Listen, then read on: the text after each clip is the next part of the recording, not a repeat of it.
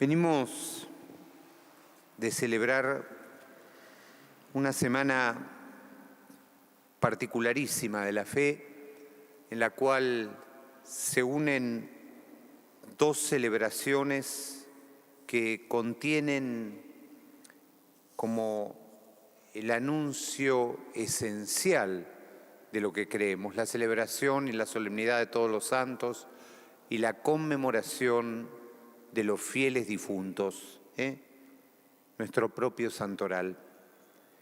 Y justamente hablando de los santos, decíamos que la santidad es una presencia que ilumina.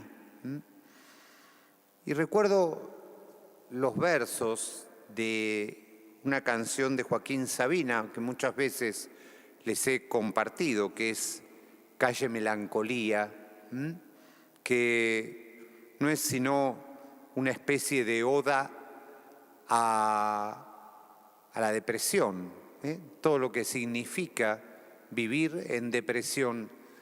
Y en uno de sus versos, Sabina pone esto: busco acaso un encuentro que me ilumine el día, y no hallo más que puertas que niegan lo que esconden.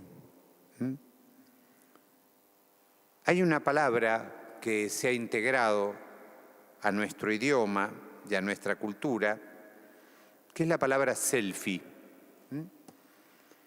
Esta palabra en inglés está relacionada con otra palabra de la cual nace, que es selfish. Selfish significa egoísta. La cultura del móvil, que tanto ha transformado nuestro tiempo, a veces justamente nos invita a poder fotografiarnos sin tener nadie adelante, ¿no? Por lo general uno expresa en ese tipo de instantáneas un mohín, una sonrisa, una mirada que está como sobreexpuesta, ¿no? Porque inmediatamente que uno lo ve a veces en las películas, ¿no? Que gente o si uno ve la acción de quien se la saca, inmediatamente cuando termina de sacarse la foto, es como que algo se cae. Es como si de pasar a ser la felicidad y la espontaneidad plena pasa a ser aquello que de bastante dudoso gusto, que son los payasos tristes. ¿Vieron? ¿Se acuerdan esos cuadros de payasos tristes, que eran payasos que estaban llorando? Entonces, justamente desde ahí hay una dinámica muy similar a partir de esas fotos en las redes sociales, que se convierten como una especie de escenario donde nos representamos como aquella figura que propuso Tirso de Molina y que inmortalizó Mozart en una ópera que se llama particularmente Don Giovanni. Entonces, justamente todos nos adentramos a veces en esa dinámica de querer seducir al otro. Parece como una especie de tentación irresistible hablar de nosotros mismos, contar lo que muchas veces en la vida espiritual o en la vida pastoral se llama la hipertestimonialidad. Por sobre todas las cosas está lo que me pasó a mí. Lo que me pasó a mí, por sobre todas las cosas. Entonces empiezo a ser como el eje, y cuanto más trágico y más profundo, a veces hay encuentros espirituales donde hasta se lleva a personas como para que los demás se pongan a llorar, como levantando la nota de su tragedia para generar en el otro una especie de ruptura, de quebradura, de emoción, para que se ponga a llorar. Y eso a veces termina siendo como una especie del camino del ridículo. Entonces, justamente imaginemos lo que sucede cuando estos modos de comportamiento se expresan en nuestras relaciones humanas, en nuestros vínculos, cuando vivimos actuando. Había otra canción que se llamaba Actuar para vivir. Y entonces justamente en esas relaciones humanas reales, hechas de palabras, de enfrentamientos, de encuentros, uno termina justamente adhiriendo a aquello que decía Sabina, y no hallo más que puertas, o sea, no hallo más que fachadas que niegan lo que esconden.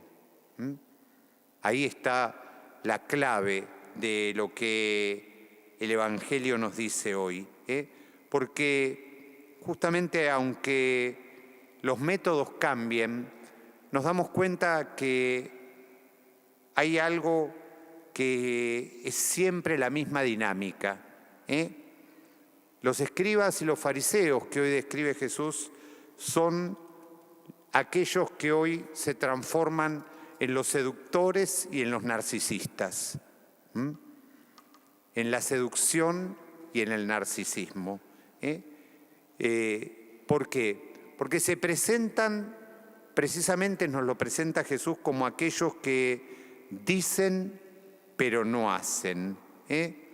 ¿Por qué? Porque cuando uno es narcisista siempre pone la carga de la culpa en el otro. Es como, tiene como una especie de parentesco con la victimización, donde cuando uno es víctima y cuando uno está, a veces en momentos de la vida, en el lugar de la víctima, no hay reparación posible. La reparación que se exige es infinita. Recién cuando uno sale de ese lugar, uno puede como empezar a ver las cosas de otra manera, de otra manera. También en nuestra historia tenemos mucho de eso. Entonces, justamente esta cuestión de ocupar los primeros lugares en la relación, de exigir la atención total y permanente del otro. A veces en nuestra vida queremos contarle al otro un problema o algo y el otro siempre nos devuelve algo que pareciera ser mucho más profundo, mucho más grave, mucho más serio. Es como que lo que me pasa a mí es el centro y el eje de todos. Y esto, justamente esas cuestiones seductoras y narcisistas tienen a veces mucho que ver con aquellos que tenemos algún tipo de oficio de conducción. Por eso todas estas generales de la ley conllevan y se aplican comenzando por quien les habla, que tiene este ministerio y este oficio, entre otras cosas, en sacerdocio, el oficio y el ministerio de la predicación. Entonces uno también tiene que ser muy cuidadoso, ¿no? Muy cuidadoso, no solo en lo que dice, en cómo lo dice y para qué lo dice. Porque uno lo que quiere es transmitir de manera más posible, más cercana, lo que hoy el Señor nos está diciendo, lo que hoy el Señor nos está advirtiendo. Y si no advertimos cada uno de nosotros que hay una parte de nosotros que tiende hacia eso, que tiende hacia la seducción, que tiende hacia el narcisismo, nunca vamos a poder transformarlo, nunca vamos a poder entender que Jesús está hablando para todos, ¿no? Porque hoy justamente Jesús dijo a la multitud y a sus discípulos. Da un ejemplo, pero nos está invitando a todos a este camino de conversión. Un camino de conversión que, como también dijimos hace algunas semanas, está en este entretiempo que tenemos ya de poquísimas semanas hasta celebrar la fiesta de Cristo Rey, una fiesta que culmina el año litúrgico, que nos da como un cierre. Es un tiempo para mirarnos y preguntarnos en qué tipo de comportamientos.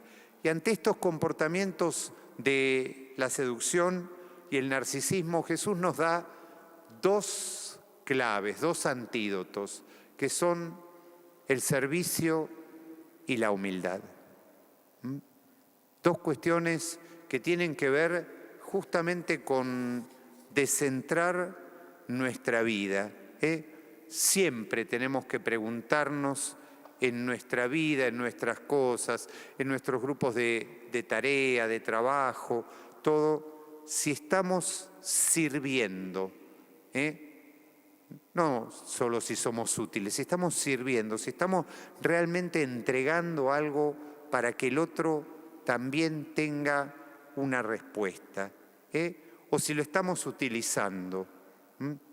Entonces, justamente desde ahí podemos adherir que ese es el verdadero camino para fomentar vínculos auténticos y vínculos que se forjen y que sirvan para toda la vida. Don Giovanni se queda totalmente solo, ¿no? Se queda solo en una especie de condenación y de infierno.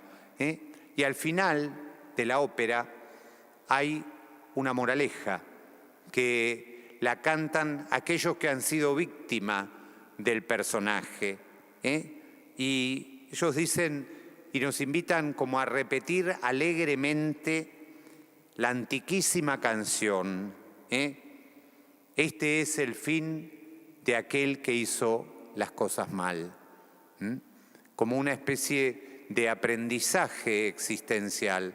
Entonces, en este camino que todavía tenemos por delante, preguntémonos que justamente si somos capaces de hacer espacio para los demás en nuestras relaciones, o si siempre terminamos siendo nosotros el centro de todo, si siempre nos procuramos estar hablando de nosotros. Y preguntémonos junto a eso, ¿qué es lo que sentirán los demás cuando están con nosotros? Es una pregunta personal, interior, para ayudarnos a seguir evaluando y caminando este tiempo que Dios nos regala para el balance.